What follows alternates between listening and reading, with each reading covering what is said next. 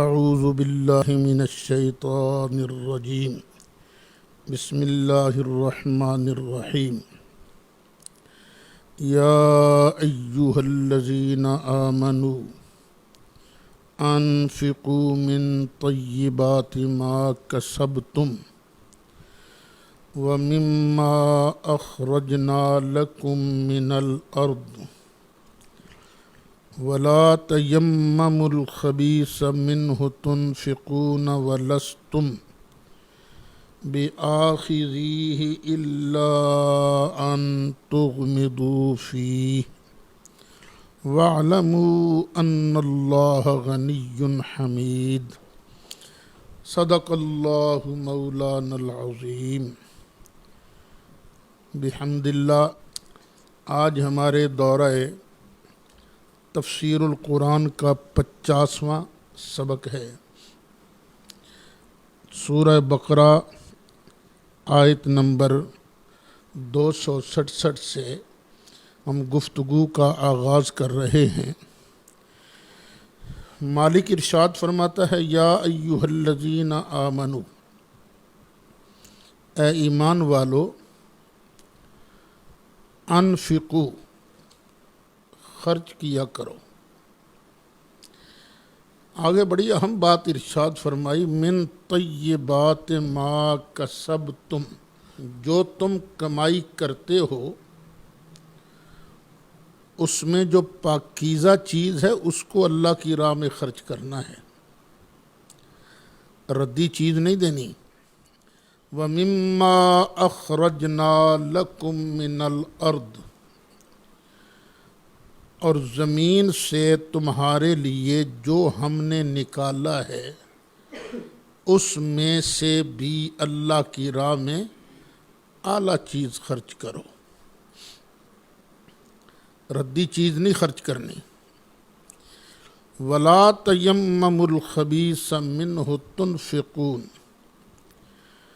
اور تم جو خرچ کرتے ہو اس میں ردی چیز کا ارادہ نہ کرو، ارادہ بھی نہ کرو کہ میں اللہ کی راہ میں ردی چیز دوں گا۔ دیکھو تم نے یہ اللہ رب العالمین کی بارگاہ میں نذرانہ پیش کرنا ہے، تم خود سوچو اگر تمہیں کوئی یہ ردی چیز دیوے تو کیا تم اسے خوش دلی سے قبول کرو گے؟ ماڑی چیز دے تو قبول کرو گے؟ وَلَسْتُمْ بِآخِذِيهِ إِلَّا أَن تُغْمِضُوا فِيهِ، اور اگر یہ تمہیں ملے تو تم نہیں اس کو لوگے۔ ہاں اگر خود ہی آنکھ میٹ لو، چشم پوشی کر جاؤ تو الگ بات ہے، وگرنہ تمہارا دل ردی چیز کو لینے کو نہیں کرتا۔ بازار چلے جائیں، ریڑھی والے سے آپ نے مینگو لینے ہیں تو چن چن کر لیتے ہو اپنے لیے۔ جب اپنے لیے مینگو چن چن کر لیتے ہو، ایپل چن چن کر لیتے ہو، تو اسی طرح اللہ کی راہ میں جو دو تو وہ بھی چن چن کر اعلیٰ چیز اللہ کی راہ میں دو۔ وَاعْلَمُوا، اور جان لو، ان اللہ غنی حمید، بے شک اللہ تعالیٰ بے پرواہ ہے، وہ غنی ہے، حمید وہ سراہا ہوا ہے، اسی کی تعریفیں ہوتی ہیں آج بھی اور قیامت کے دن بھی۔ آج تم اگر بہتر چیز دو گے، اللہ کو تھوڑی تم نے دینی ہے، اللہ کے نام پر اپنے بھائیوں کو دینی ہے نا، اللہ کے بندوں کو دینی ہے۔ پھر الشیطان یعدکم الفقر ویأمرکم بالفحشاء، شیطان تمہیں ڈراتا ہے فقر سے، محتاجی سے، تمہیں کہے گا وہ پیسے نہ دیں محتاج ہو جائیں گا، وہ تمہیں وعدہ دیتا ہے فقر کا۔ وَيَأْمُرُكُمْ بِالْفَحْشَاءِ، اور تمہیں حکم دیتا ہے فحشاء کا، بے حیائی کا۔ بے حیائی کی حد ہے زنا، بندہ بے حیائی کرتے کرتے زنا تک پہنچ جاتا ہے۔ لیکن یہاں جو فحشاء فرمایا گیا ہے اس سے مراد ہے بخل، یہ بھی بے حیائی کی حد ہے نا، بندہ کنجوس مکھی چوس بن کے بیٹھ جائے تو وہ تمہیں حکم دیتا ہے کنجوسی کا، بخل کا۔ شیطان یہ وعدہ دیتا ہے واللہ یعدکم مغفرۃ منہ وفضلا، اور اللہ تعالیٰ تمہیں وعدہ دیتا ہے، یقین دلاتا ہے کہ تمہیں اس کی طرف سے بخشش بھی ملے گی اور اس کا فضل بھی ملے گا، اس لیے اللہ کی راہ میں تم اس کو خرچ کرو۔ واللہ واسع علیم، اللہ تعالیٰ بڑی وسعتوں والا ہے، اس کے خزانوں میں کمی کوئی نہیں۔ تم سوچو کہ ہم دے دیں تو پتہ نہیں ہمیں ملے گا کہ نہیں ملے گا، تو نہیں، یہ اللہ تعالیٰ بڑی وسعتوں والا ہے، علم والا ہے، جاننے والا ہے کہ کس نے کس نیت سے خرچ کیا ہے۔ یؤتی الحکمت من یشاء، وہ جسے چاہتا ہے حکمت عطا کرتا ہے، جسے چاہتا ہے دانائی بخش دیتا ہے، عقل بخش دیتا ہے۔ وَمَن يُؤْتَ الْحِكْمَةَ فَقَدْ أُوتِيَ خَيْرًا كَثِيرًا، اور جس کو حکمت دے دی گئی تو سمجھ لو اس سے بہت بھلائی دے دی گئی ہے۔ یہ اللہ کی طرف سے حکمت کا ملنا، دانائی کا ملنا، یہ کیا ہے؟ بہت بڑی حکمت، بہت بڑی خیر کثیر کا ملنا ہے۔ یہ بات ذہن میں رکھنا کہ جس کو حکمت دی گئی اسے کیا دی گئی؟ خیر کثیر۔ اور سرکار کو صرف حکمت دی ہی نہیں گئی بلکہ سرکار آگے حکمت عطا فرماتے ہیں۔ والذی بعث فی الامیین رسولا منہم یتلو علیہم آیاتہ ویزکیہم ویعلمہم الکتاب والحکمہ، سرکار تو حکمت دینے والے ہیں، حکمت سکھانے والے ہیں، تو سرکار کے پاس تو خیر کثیر کے خزانے موجود ہیں نا۔ وہ آگے بحث آئے گی علم غیب میں۔ ایک آیت کریمہ پڑھی جاتی ہے لو کنت اعلم الغیب لاستکثرت من الخیر، کہ اگر میں غیب جانتا ہوتا تو میں خیر کثیر جمع کر لیتا۔ وہابیہ نا بڑے زور شور سے اس آیت کو پڑھتے ہیں، ہم کہتے ہیں ذرا ٹھنڈے دل سے سوچ اس آیت کو۔ آیت کا مطلب یہ ہے کہ اگر میں غیب خود بخود جان لیا کرتا تو میں خیر کثیر بھی خود بخود جمع کر لیتا۔ خیر کثیر میں نے خود بخود جمع نہیں کی، خیر کثیر مجھے میرے اللہ نے دی ہے۔ انا اعطیناک الکوثر، محبوب پیارے ہم نے تو تمہیں ہر معاملہ میں خیر کثیر عطا فرمایا ہے، جو کچھ بھی دیا ہے بڑی کثرت سے دیا ہے۔ تو چونکہ خیر کثیر دینے والا اللہ ہے، اسی لیے علم غیب کا دینے والا بھی اللہ ہے۔ یہاں سے ذاتی علم غیب کی نفی ہے اور ذاتی خیر کثیر رکھنے کی نفی ہے، وگرنہ عطائی علم غیب بھی ہے، عطائی خیر کثیر بھی ہے۔ وما یذکر الا اولو الالباب، اور نہیں نصیحت حاصل کرتے مگر عقلوں والے۔ الباب جمع ہے لب کی، صاحب عقل۔ تو جب جمع ہے تو ہم ترجمہ کریں گے جمع والا، کہ نہیں نصیحت حاصل کرتے۔ اللہ کی نصیحتیں وہی حاصل کرتے ہیں جو صاحبان عقل ہیں۔ وما انفقتم من نفقۃ، اور جو بھی تم خرچ کرو گے، او نظرتم من نظر، یا تم کوئی نظر پیش کرو، منت مان لو تم کسی چیز کی، خرچ کرو یا منت مان لو، فإن اللہ یعلمہ، تو بے شک اللہ تعالیٰ اس کو جانتا ہے۔ وما للظالمین من انصار، ظالموں کا کوئی مددگار نہیں ہوتا۔ ظالموں کا مددگار نہیں ہوتا ڈرنے والوں کے کئی مددگار ہوتے ہیں، اللہ نے بنائے ہیں ان کے مددگار۔ اچھا، یہ جو فرمایا نا وما انفقتم من نفقۃ او نذرتم من نذر، یہ نظر جو ہے یہ ہے عبادت۔ یہ نظر صرف اللہ کے نام کی ہوتی ہے، یا اللہ۔ اچھا، یہ نظر ہے دو قسم کی، ایک ہے مطلق نظر، یا اللہ میں تجھے راضی کرنے کے لیے نا 2 نفل پڑھوں گا، منت مان لی۔ تو یوں چونکہ منت مانی گئی اس کو راضی کرنے کے لیے، اس لیے اس کا بڑا اجر ہے۔ اور ایک ہے نظر معلق، یا اللہ اگر تو میرا یہ کام کر دے وے تو میں پھر تیرے نام پر ایک بکرا ذبح کروں گا۔ اس معلق کا درجہ وہ نہیں ہوتا جو مطلق نظر کا ہے، وہ صرف اللہ کی رضا کے لیے ہے، اس میں تیری غرض بھی ہے۔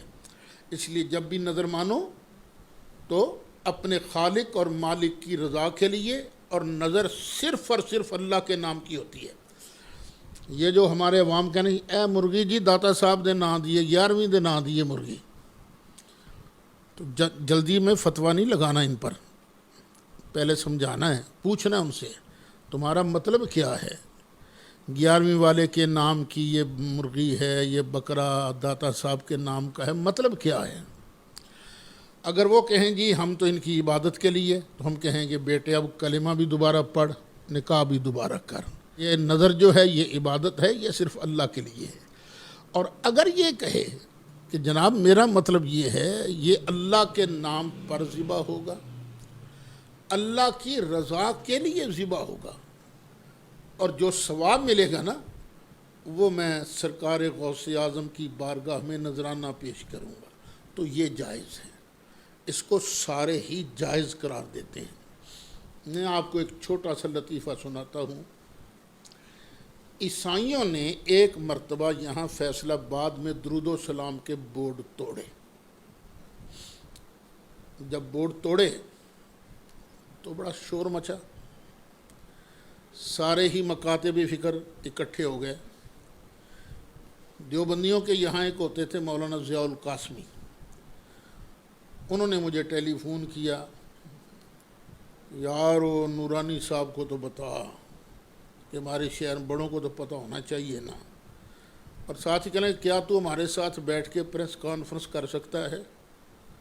میں کہا میں نے تسی وڑ دے ہو، میں آ جاؤں گا پریس کانفرنس کرنے کے لیے۔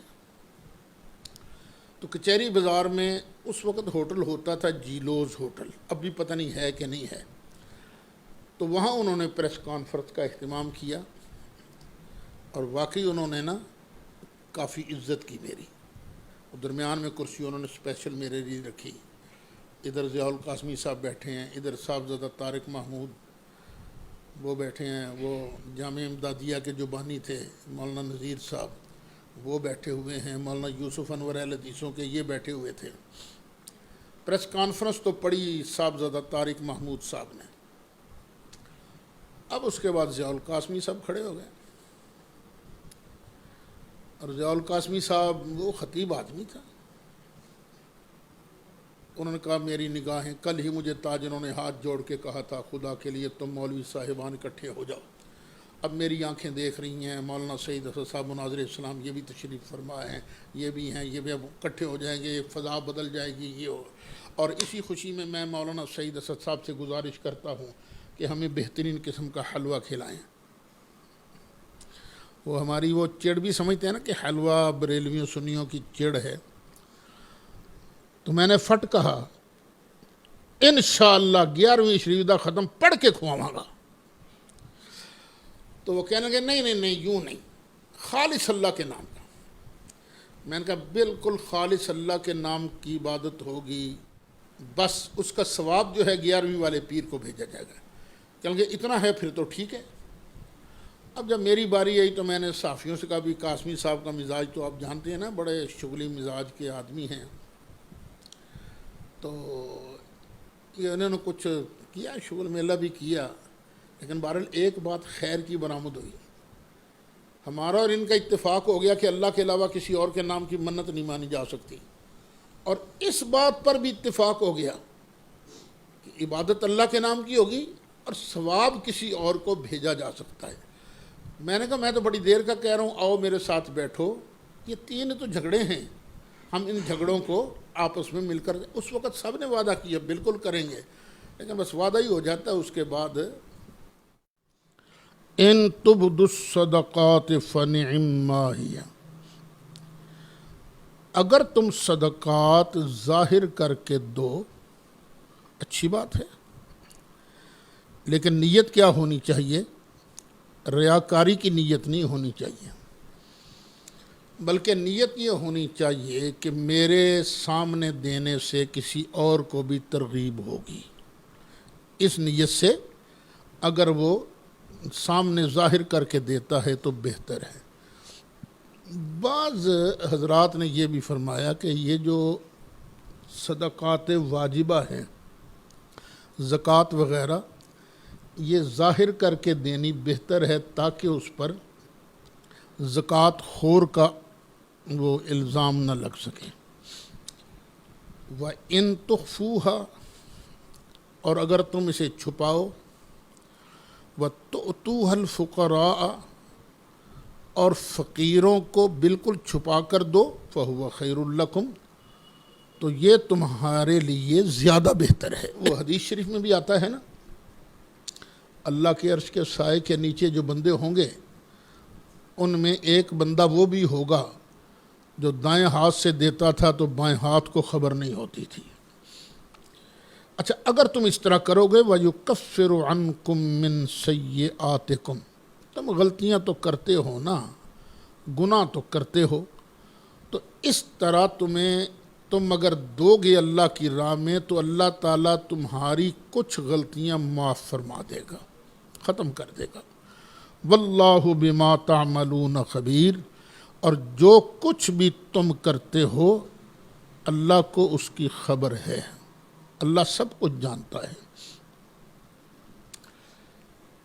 صحابہ کرام کے کچھ رشتہ دار کافر تھے، اور صحابہ کا دل نہیں کرتا تھا کہ ان کافروں پر اللہ کے نام کی کوئی چیز خرچ کی جائے یا ان کو کچھ دیا جائے۔ تو اللہ تعالیٰ نے ارشاد فرمایا لیس علیک ھداھم، محبوب تمہارے ذمہ یہ نہیں ہے کہ تم ان کو بازو سے پکڑ کر جنت میں لے جاؤ، ہدایت تمہارے ذمہ ہے ہی نہیں۔ ہدایت کے 2 معنی ہیں نا، ایک ہے رستہ دکھانا اور ایک ہے منزل پر پہنچانا۔ تو یہ جو رستہ دکھانا ہے یہ تو آپ کے ذمہ ہے، آپ رستہ دکھاتے ہو، لیکن منزل پر پہنچانا یہ آپ کے ذمہ نہیں۔ وَلَٰكِنَّ اللَّهَ يَهْدِي مَن يَشَاءُ، اور لیکن اللہ تعالیٰ ہدایت دیتا ہے جسے چاہتا ہے۔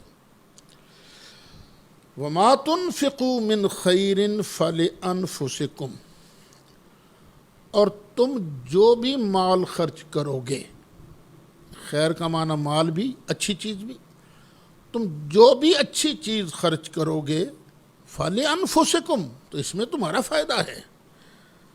وَمَا تُنْفِقُونَ، یہ وَمَا تُنْفِقُونَ صیغہ ہے نفی کا، لیکن کبھی کبھی نفی کا صیغہ بول کر نہیں مراد لی جاتی ہے، اور نہ خرچ کرنا إِلَّا ابْتِغَاءَ وَجْهِ اللَّهِ، اللہ کی مرضی چاہنے کے لیے، صرف اللہ کی مرضی چاہنے کے لیے، نہیں خرچ کرنا مگر اللہ کا وجہ چاہنے کے لیے، اللہ کی مرضی چاہنے کے لیے۔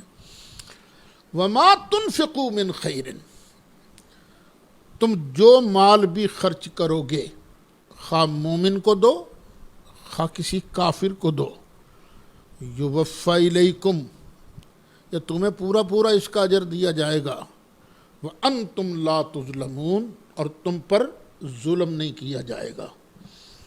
حضرت سیدنا ابو بکر صدیق رضی اللہ عنہ کی بڑی صاحبزادی حضرت اسماء جب حدیبیہ گئی نا، یہ سارے لشکر کے ساتھ، ان کی ماں مشرکہ تھی، مکہ میں رہتی تھی، ابو بکر صدیق نے چھوڑ دیا تھا اسے.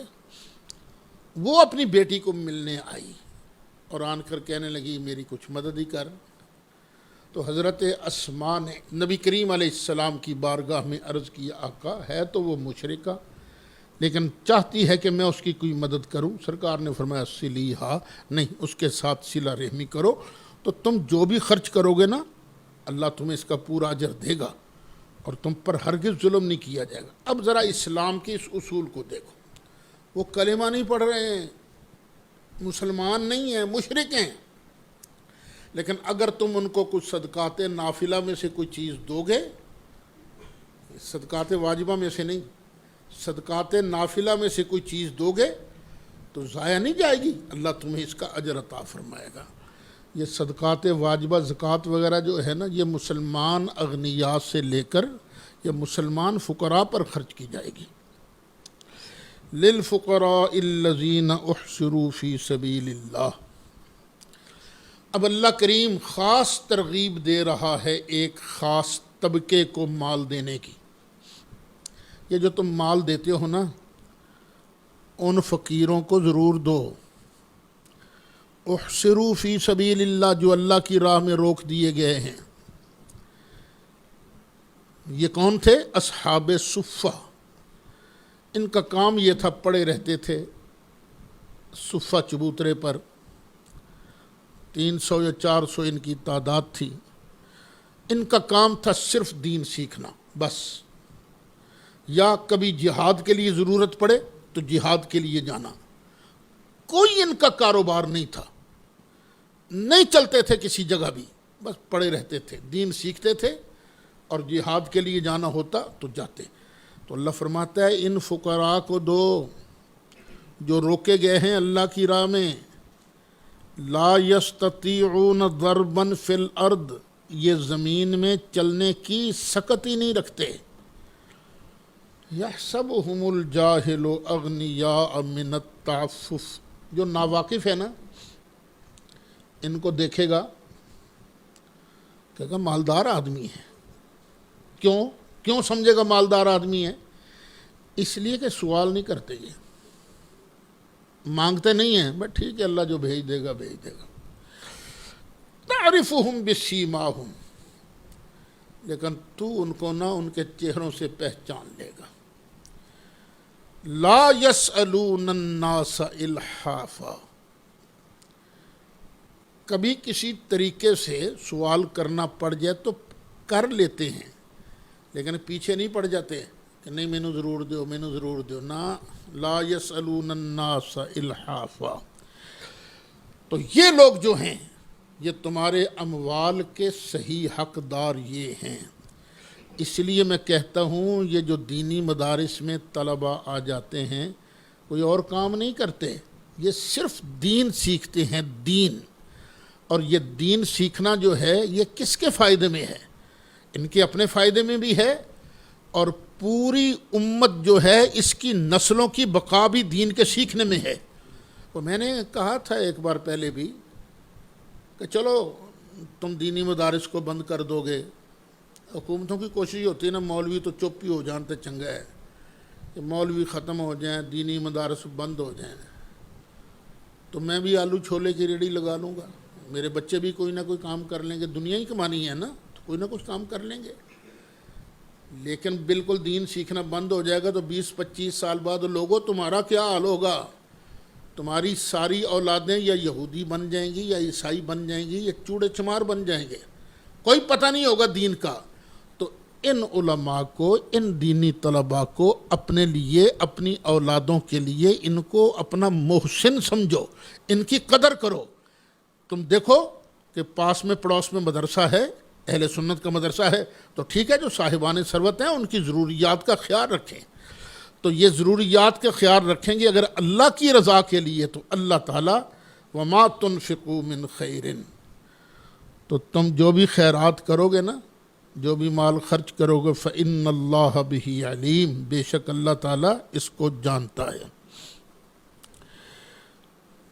پھر کچھ لوگ ہوتے ہیں جن کے اندر جذبہ ہوتا ہے کہ میں نے خرچ کرنا ہے. اب ان کا ذکر شروع ہو رہا ہے.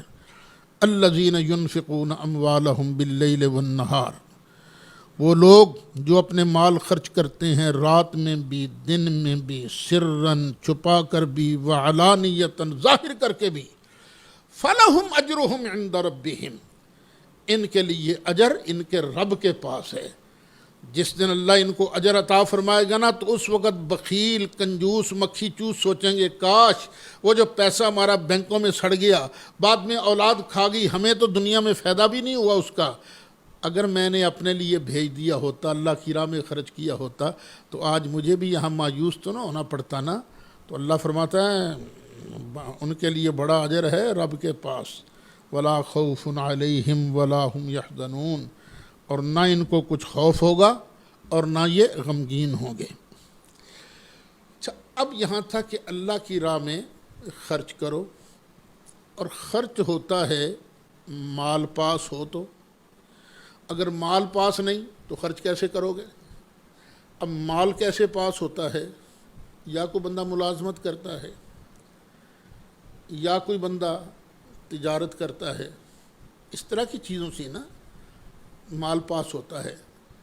تو اب یہ جو تم نے بزنس کرنا ہے نا، بزنس، یہ بھی حق حلال کا بزنس ہونا چاہیے، حرام کا بزنس نہیں کرنا۔ الذین یاکلون الربا، جو لوگ سود کھاتے ہیں۔ سود، یہ سود کیا ہے؟ ایک آدمی نے کسی کو جا کے کہا مجھے 5 لاکھ روپیہ قرضہ دو، اس نے کہا ہاں ٹھیک ہے 5 لاکھ قرضہ لے لو، لیکن ہر مہینے میں 3% لوں گا۔ اب یہ جو اس نے فکس کیا ہے میں 3% لوں گا، یہ ہے ربا، سود۔ لوگ تجارت بھی کرتے تھے اور کچھ لوگ صرف یہی کام کرتے تھے، سود پر لوگوں کو قرضہ دیتے تھے، اور وہ قرض جو نفع کھینچے وہ سود ہوتا ہے۔ لا یقومون، یہ سود خور جو ہیں نا، قیامت کا دن آئے گا تو صحیح کھڑے بھی نہیں ہو سکیں گے۔ الا کما یقوم الذی یتخبطہ الشیطان من المس، جس طرح کسی بندے نو جن چمڑ جائے نا تو وہ بالکل اپنے ہوش و حواس میں سیدھا نہیں ہوتا نا، بس وہ ایسے ہی کرتا رہتا ہے، وہ قیامت کے دن سیدھا کھڑا نہیں ہو سکے گا۔ پوری دنیا دیکھی کہ یہ حضرت سود خور ہیں، یہاں کتنا معزز بن کے بیٹھا تھا، رسوائی ہوگی قیامت کے دن۔ ذالک بانہم قالوا انما البیع مثل الربا، یہ سزا ان کو کیوں ملی؟ انہوں نے کہا جی آپ ہمیں خام خواہ سود دینے سے منع کرتے ہیں، سودی کاروبار سے منع کرتے ہیں، بزنس میں کیا ہوتا ہے؟ تجارت میں شے بیچی، نفع کمایا، اور یہ بھی تو ہم نے پیسے دیے، نفع کمایا، یہ بے تجارت تو ربا کی طرح ہے نا۔ لیکن اللہ فرماتا ہے اس بحث میں مت پڑو، تمہیں پتہ نہیں میں کون ہوں؟ میں تمہارا خالق مالک ہوں، اپنی حکمتیں اپنے پاس رکھو، بس یہ سمجھ لو وَأَحَلَّ اللَّهُ الْبَيْعَ وَحَرَّمَ الرِّبَا، اللہ نے بزنس کو، تجارت کو حلال کیا ہے اور سود کو حرام کیا ہے۔ آنا تو تم نے میرے پاس ہی ہے نا، تم ہوتے کون ہو اس طرح کی باتیں کرنے والے؟ جی ایک ہی طرح کا اللہ نے یہ کیسا حکم دے دیا، مجھ پر اعتراض کرتے ہو؟ میں نے تجارت کو حرام کر دیا، تجارت کو حلال کر دیا ہے، سود کو حرام کر دیا ہے۔ فمن جاءہ موعظۃ من ربہ، ہم نے حکم سنا دیا تو جس بندے کے پاس اس کے رب کی طرف سے نصیحت آئی، فانتہا، وہ رک میں تو بڑا گناہ کر رہا ہوں، یا اللہ میری توبہ مجھے معاف کر دے، میں آئندہ سے سود پر پیسہ نہیں دوں گا، سود نہیں کھاؤں گا، سود کی کمائی نہیں کھاؤں گا۔ اللہ فرماتا ہے فَلَهُ مَا سَلَف، تو اس وقت سے پہلے جتنا سود کھا چکا تھا ہم نے وہ معاف کر دیا، وہ معاف کر دیا، کیونکہ اب پتہ نہیں کتنا لمبا چوڑا ہے، ہم نے اسے معاف کر دیا ہے۔ فَلَهُ مَا سَلَف، مدینہ کی ریاست بنتی ہے نا، وہ کیسے بنتی ہے؟ نبی کریم علیہ السلام نے جب آخری حج کا خطبہ دیا تو فرمایا جاہلیت کی تمام رسوم جو ہیں سب میرے پاؤں کے نیچے روندی جا چکی ہیں، یہ جو جاہلیت کی رسوم ہے نا کہ ایک قتل کا بدلہ لینے کے لیے نسل در نسل دشمنی چلتی تھی. میرا چچا زاد بھائی ربیہ کو قتل کیا گیا تھا ناجائز، جاؤ میں اس کا خون معاف کرتا ہوں. اور یہ جو سودی کاروبار ہے، میرا چچا عباس یہ لوگوں کو سود پر پیسے دیتا تھا. سن لو، جس نے بھی سود پر اس سے پیسہ لیا ہے وہ سارے کا سارا سود میں معاف کرتا ہوں. یہ سرکار نے اپنے گھر سے یہ کام شروع کیا. فَلَهُ مَا سَلَف، جو پہلے گزر گیا وہ اسی کا ہے. وَأَمْرُهُ إِلَى اللَّهِ، اور پھر اس بندے کا کام خدا کے سپرد ہے. جس نے سود سے توبہ کر لی اس کا کام اللہ کے سپرد ہے، اور جس کے کام کو اللہ اپنے سپرد کر لے اس کے پھر موجے ہیں نا. وَمَنْ عَادَ، جو یہ بات سن کر پھر دوبارہ یہ حرکت کرے، پھر سود پر پیسہ سود کھائے، فَأُولَٰئِكَ أَصْحَابُ النَّارِ، تو یہی لوگ ہیں دوزخی. ہم فیہا خالدون، دوزخ میں ہمیشہ رہیں گے. سن لینا، یمحق اللہ الربا ویربی الصدقات، اللہ سود کو ہلاک کرتا ہے، تباہ کرتا ہے، اور تجارت کو، صدقات کو اللہ، خیرات کو اللہ بڑھاتا ہے. کوئی آدمی آپ ایسا نہیں دیکھو گے جس نے اللہ کی راہ میں خرچ کیا ہو پھر بھوکا مرا ہو. لیکن خرچ کرنا بھی کس طرح ہے؟ کچھ دینا ہے، سارے کا سارا دینے کا حکم بھی نہیں ہے. تو جس نے اللہ کی راہ میں کچھ دیا ہے اس کو تم کبھی بھوکا مرتے نہیں دیکھو گے. اور سود خور جو ہے وہ خوشحال نہیں آپ کو نظر آئے گا، پیسہ بڑا نظر آئے گا آپ کو، بلے بلے بڑی بڑی کوٹھی ہے بھی، اس کی کوٹھی بھی نظر آ جائے گی آپ کو، لیکن اندر کا چین اسے نصیب نہیں ہوگا، وہ خوش نہیں ہوگا. واللہ لا یحب کل کفار اسیم، اور اللہ تعالیٰ کو کوئی اچھا نہیں لگتا ناشکرا بڑا گناہ گار. جو گناہ پر گناہ کرے روکنے کے بعد پھر ناشکری کرے، اللہ کو وہ بندہ اچھا نہیں لگتا. ان الذین آمنوا، اور اچھے کون لگتے ہیں؟ بے شک وہ لوگ جو ایمان لائے، وعملوا الصالحات، اور اچھے کام کیے، واقاموا الصلاۃ، اور نماز کو قائم کیا، وآتوا الزکوٰۃ، اور زکوٰۃ ادا کی، لہم اجرہم عند ربہم، تو ان کا اجر ان کے رب کے پاس ہے. ولا خوف علیہم ولا ہم یحزنون، نہ ہی انہیں کچھ اندیشہ ہوگا اور نہ ہی کچھ غم ہوگا. یا ایہا الذین آمنوا اتقوا اللہ، اے ایمان والو اللہ سے ڈرتے رہو. وذروا ما بقی من الربا، جو سود باقی رہ گیا نا چھوڑ دو بس، بات ختم. ان کنتم مومنین، اگر تم مومن ہو. فَإِن لَمْ تَفْعَلُوا، اور اگر تم سود نہیں چھوڑتے، فَأْذَنُوا بِحَرْبٍ مِّنَ اللَّهِ وَرَسُولِهِ، تو پھر یقین کر لو جنگ کا اللہ کی طرف سے اور اس کے رسول کی طرف سے. اتنی سخت وعید صرف سود کے لیے آئی ہے. اگر تم باز آ جاؤ تو ٹھیک، وگرنہ اللہ کا رسول تمہیں جنگ کا چیلنج کرتا ہے. وَإِن تُبْتُمْ، اور اگر تم توبہ کر لو، فَلَكُمْ رُؤُوسُ أَمْوَالِكُمْ، تو وہ جو تمہارا رأس المال ہے تم اس کے حقدار ہو. 5 لاکھ اس نے قرضہ لیا تھا، 4 لاکھ سود بن گیا. سود کو چھوڑو، اور جو 5 لاکھ ہے یہ تمہارا حق ہے، تم یہ لے سکتے ہو. لا تظلمون ولا تظلمون، نہ تم کسی کو نقصان پہنچاؤ نہ تمہیں نقصان دیا جائے گا. پھر اللہ کتنا مہربان ہے. لوگ کہتے ہیں اسلام دہشت گردی کا مذہب ہے، اسلام تو ہے ہی پیار کا مذہب. اب دیکھو، جس نے سود پر قرضہ لیا تھا وہ سود تو ہو گیا معاف، لیکن باقی 5 لاکھ تو رہتا ہے نا، وہ تو دینا ہے نا. اب سارے مقروض جو ہیں وہ ایک جیسے تھوڑے ہی ہوتے ہیں، کئی آسانی سے قرضہ ادا کر لیتے ہیں، کئی نہیں کرتے. وَإِن كَانَ ذُو عُسْرَةٍ، اگر وہ تنگ دست ہے، فناظرۃ الی میسرہ، تو آسانی پیدا ہونے تک اسے مہلت دے دو، چل کوئی نہیں میرے بھائی، جب تیرے پاس ہوں گے نا تو مجھے دے دینا۔ وَأَن تَصَدَّقُوا خَيْرٌ لَكُمْ، اور اگر تم اسے معاف کر دو تو یہ تمہارے لیے بہتر ہے۔ کیا اسلام کا کیا قانون ہے؟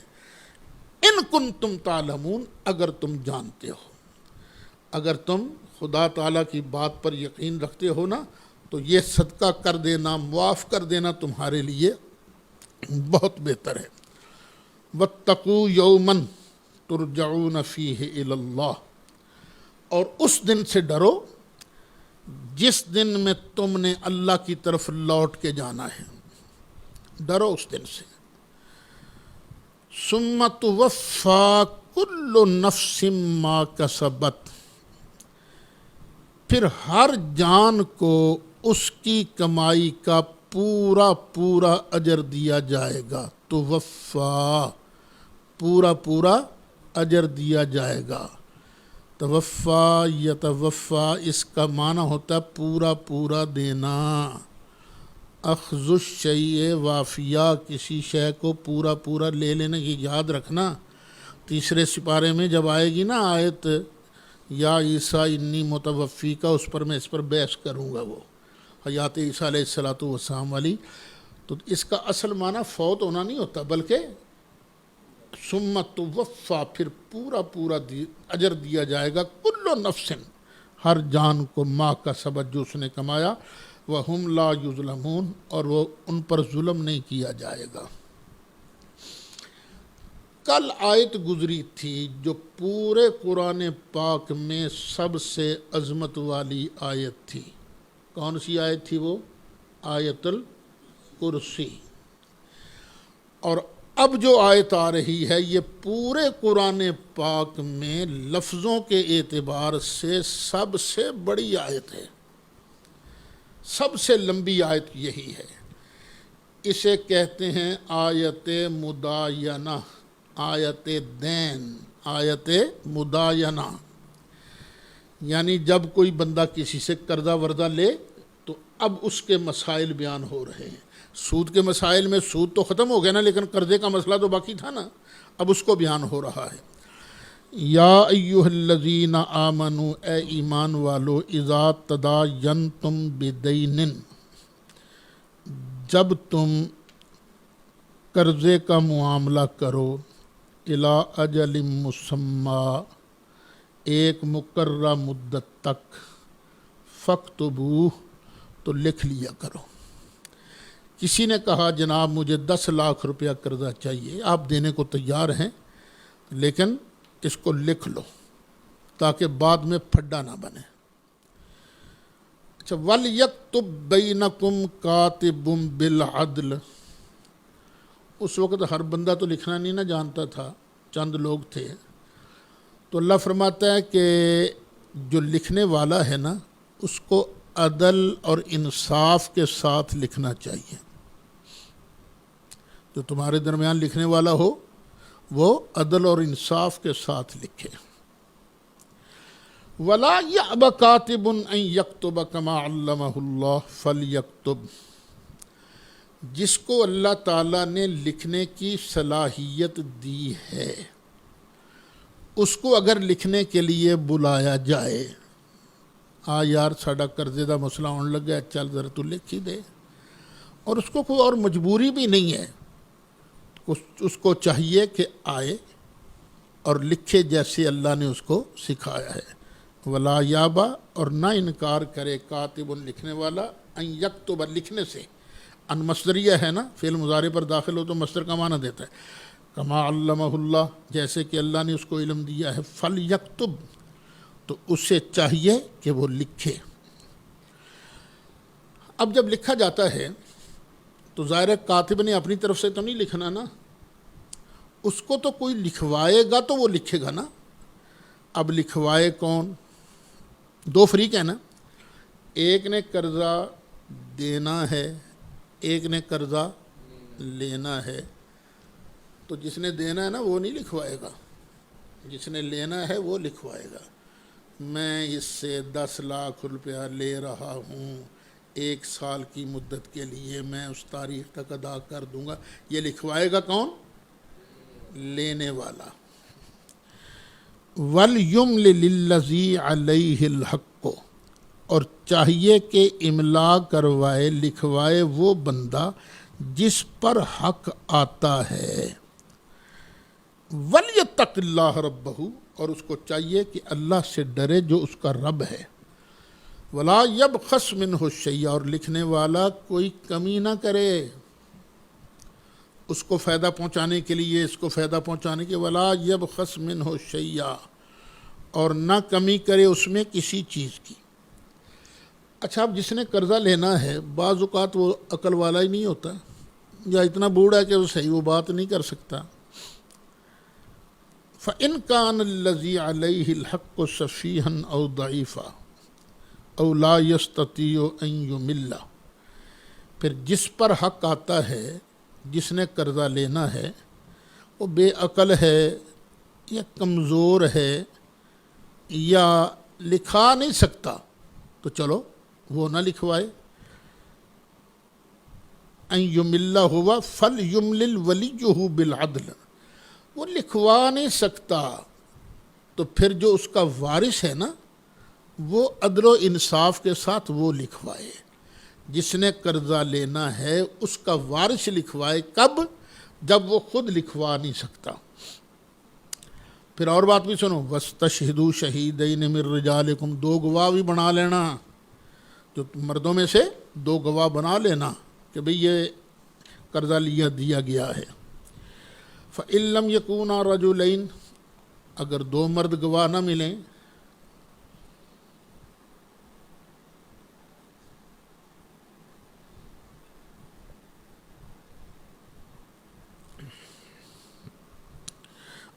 اگر 2 مرد گواہ نہ ملیں، فَرَجُلٌ وَامْرَأَتَانِ، تو پھر 1 مرد اور 2 عورتیں، ممن تردون من الشہداء، گواہوں میں سے جو تمہیں پسند ہوں، اپنی مرضی کے گواہ بنا لو۔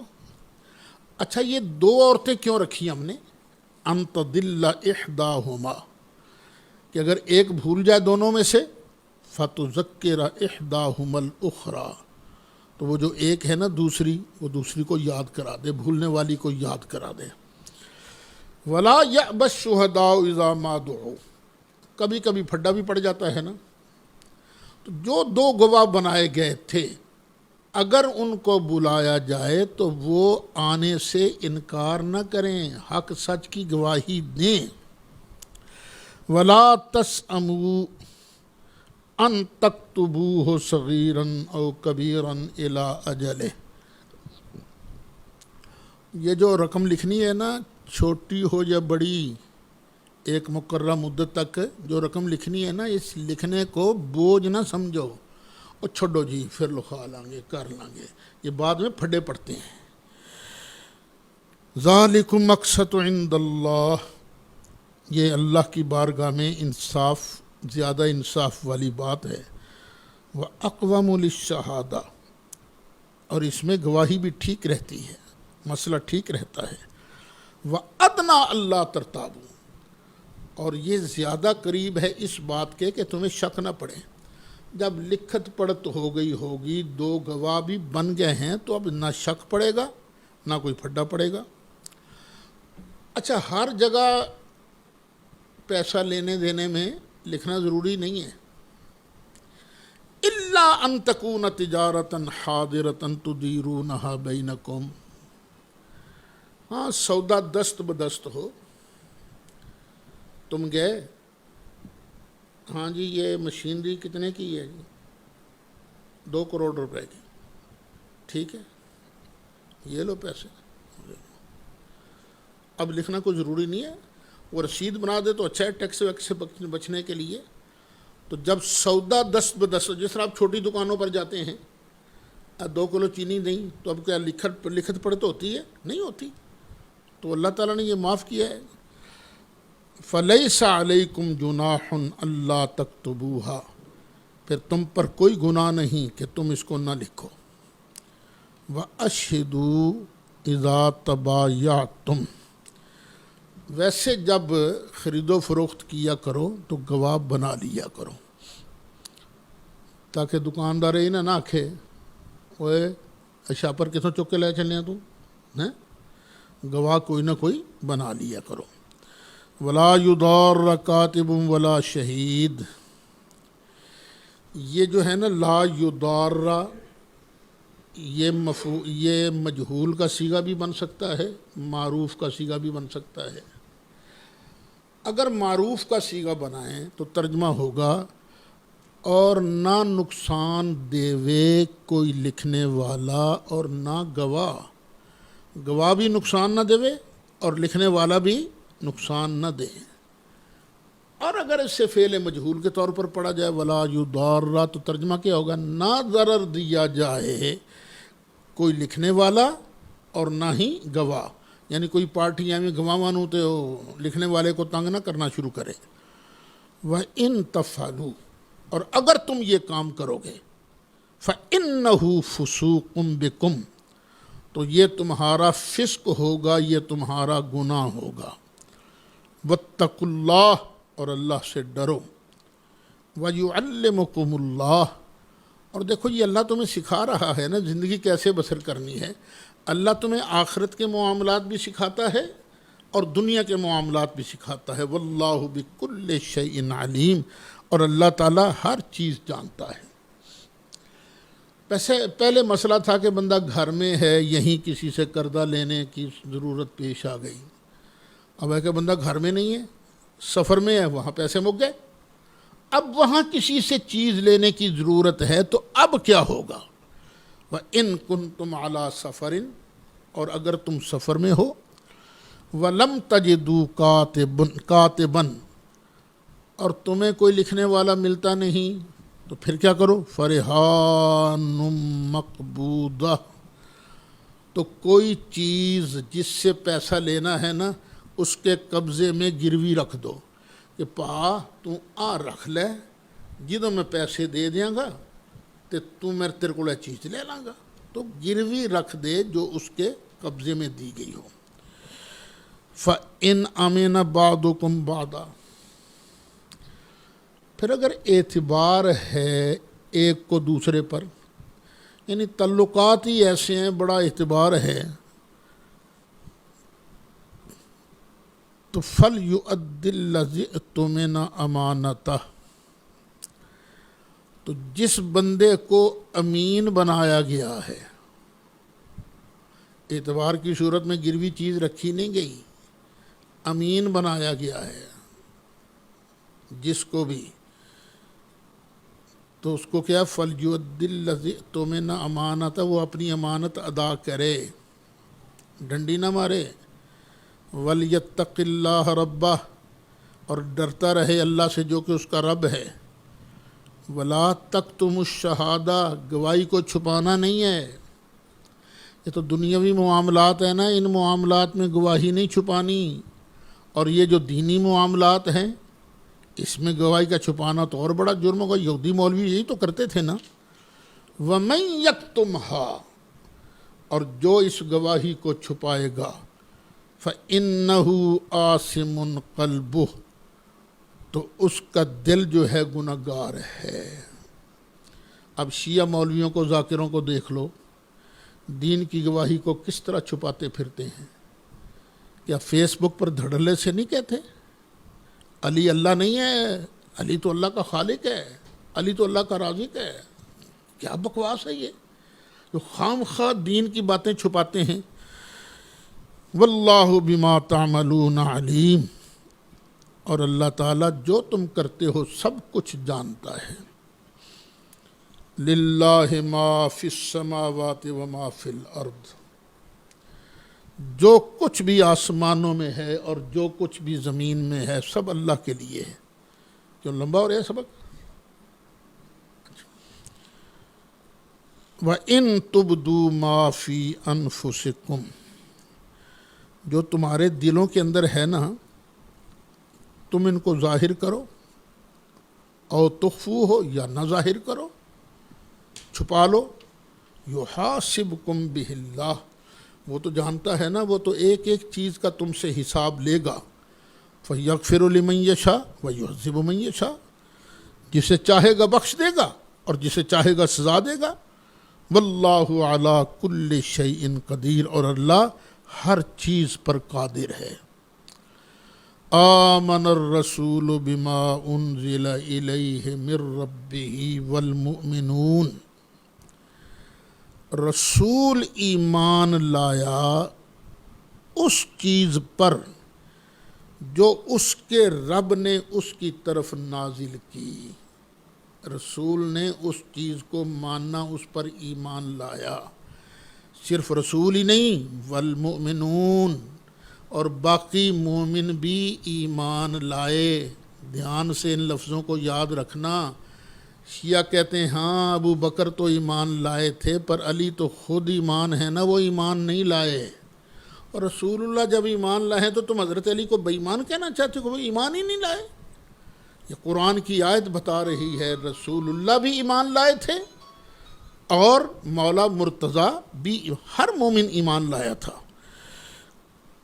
کل آمن باللہ، کس کس کو مانا؟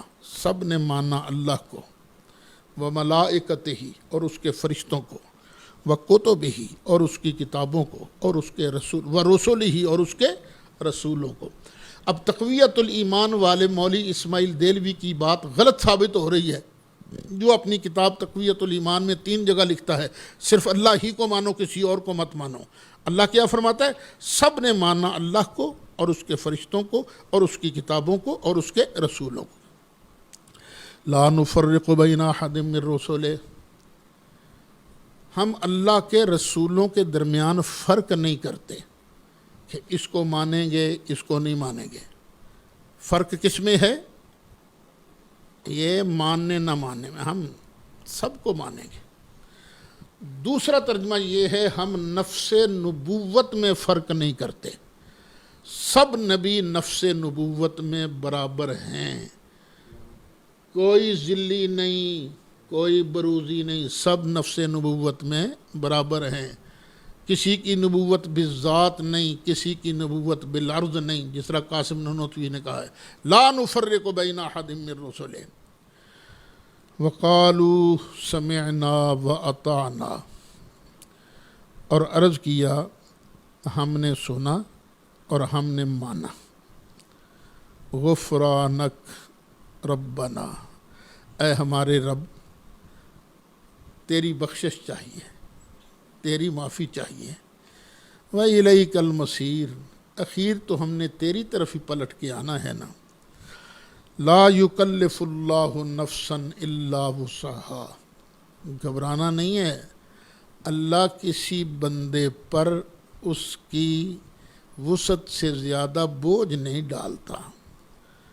لہا ما کسبت، جو اس نے کمائی کی ہے اس کا فائدہ اسی کو ہوگا.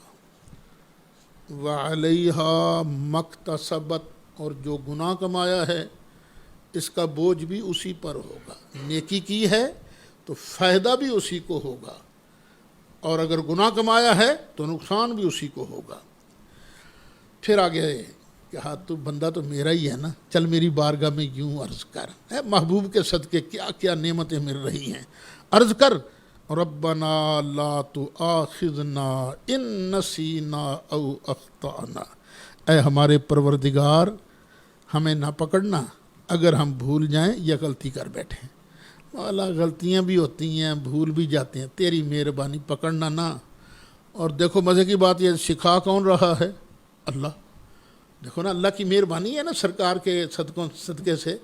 یوں کہو ربنا ولا تحمل علینا اسرا، اے ہمارے پروردگار ہم پر وہ بھارا بوجھ نہ ڈال.